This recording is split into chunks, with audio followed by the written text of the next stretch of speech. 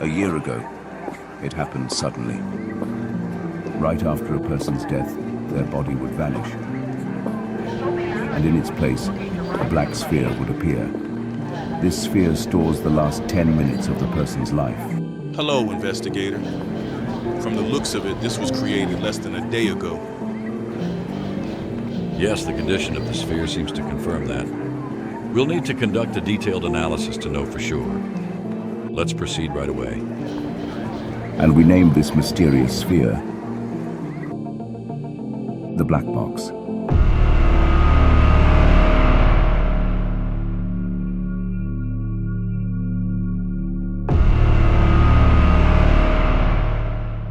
How did it go? From the victim's perspective, there doesn't appear to be any signs of foul play. It's likely a case of myocardial infarction or perhaps a seizure. This matches the visual patterns commonly associated with such conditions. It would be wise to investigate the victim's health history by consulting those close to them. Has the victim's identity been confirmed? Fortunately, the incident occurred in a busy urban area with plenty of CCTV coverage, so the victim's identity has been confirmed. It's a shame, though. If it hadn't been so late at night, they might have survived. That's unfortunate. It's truly frustrating. Ever since the black box appeared, autopsies have become impossible, and we're forced to rely solely on the victim's perspective to solve cases. Yes, but it's our job to extract as many clues as possible from the victim's perspective. Anyway, thank you for your hard work. All right. I'll return to finish the vision reconstruction work and provide the completed report as soon as it's ready.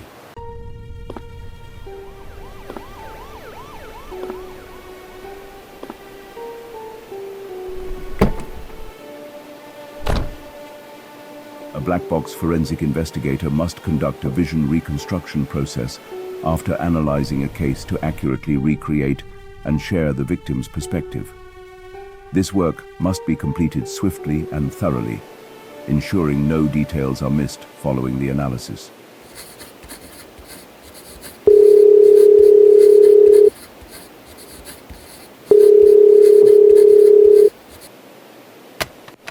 Carter, did you finish the analysis?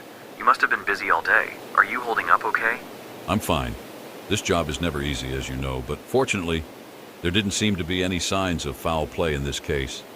I'm working on the reconstruction now. How's your sight?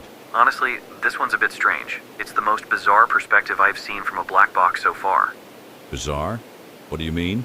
Normally, you'd see what the victim was looking at, the surroundings, something like that.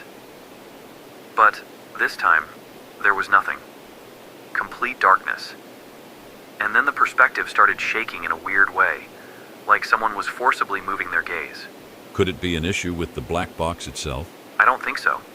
It's functioning normally, but honestly, I can't shake the feeling that I'm missing something. There's this instinctive sense that something's off. I see. This doesn't sound like a simple case. I'll come take a look myself. Where is it? It's an old mansion on the outskirts. I've sent you the address. Can you get here as soon as possible? Understood. I'll head over right away. Hang tight.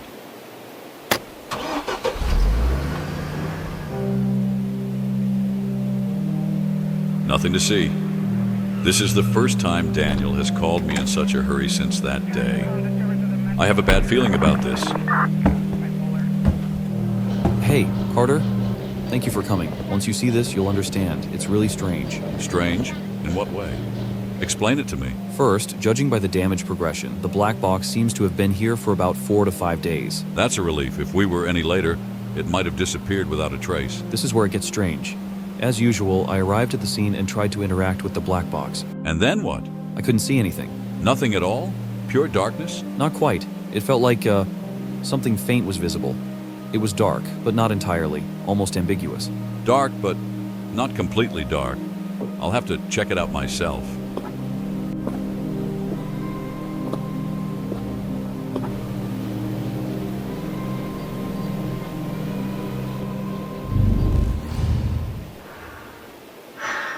This isn't... The victim didn't close their eyes. It doesn't seem like they consciously averted their gaze either. Then, could their eyes have been injured? No. Even if that were the case, it wouldn't feel like this. It's not complete blindness. There's a faint sense of light, as if something is subtly filtering through. I considered the possibility of blindness, but this is different. I've analyzed a blind person's black box before. That was complete stillness and darkness, almost peaceful. But this is something else entirely.